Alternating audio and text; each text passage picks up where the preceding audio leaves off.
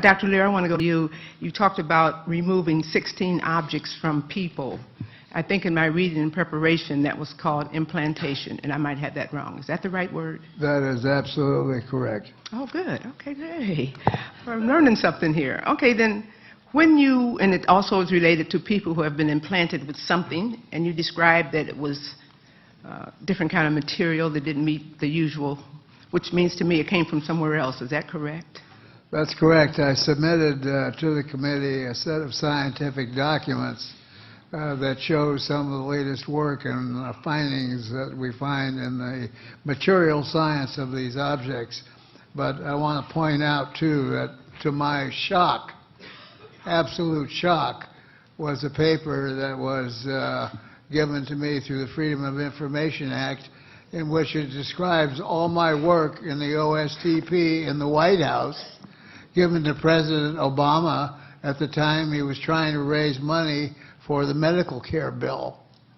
And the individual that wrote the article stated that if my work was not correct, or the work done by my team was not correct, and that it was secret work that was done by some governmental agency, this also should be released to the public because it would save billions of dollars in health care.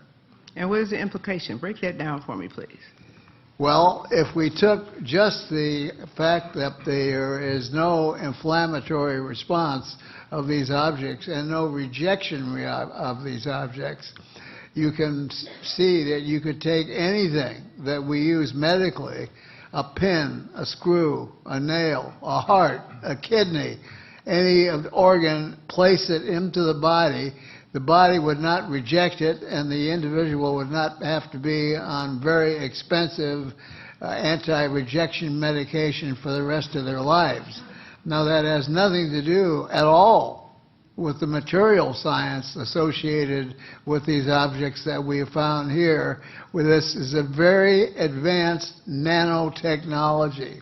These are nanotechnological devices in which nanocarbon tubes, either single or double wall, I won't go into the whole explanation, but they can be elongated and weaved into carbon nanofibers, carbon nanostrands, and they end in crystalline structures, which are what we call orthorhombic, which are regular rectangular structures.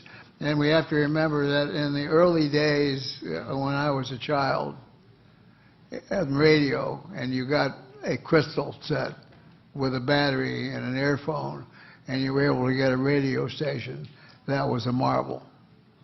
So here's a very, very advanced when I say nanotechnological, I'm talking about things that are on a level of the size of an atom, using the principal elements of certain materials, putting them together in such a way so that you're actually broadcasting or switching what we perceive as a radio wave, which may not be a radio wave. It could be scalar technology, which when reaches our electromagnetic spectrum is converted to a radio wave harmonic, which I know is a little bit complex. But it is sending information to somebody. So somebody out there is listening to something going on in our bodies. Now, we know that even John Glenn, when he went into space originally, complained on public television that he had to swallow implants because this was vital information needed on the physiology of the body to know what was going on in space. Okay.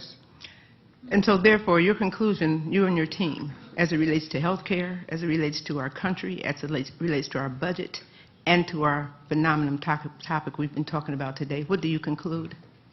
Well, I conclude that if there was funding, at least funding, or open-mindedness from the scientific community, which there is not, because they also pray to higher masters. They don't want to lose their jobs. They have families to feed. They don't want to look at this stuff in the way that we've looked at it for the benefit of mankind. Thank you very much. Thank you, Mr. Chairman.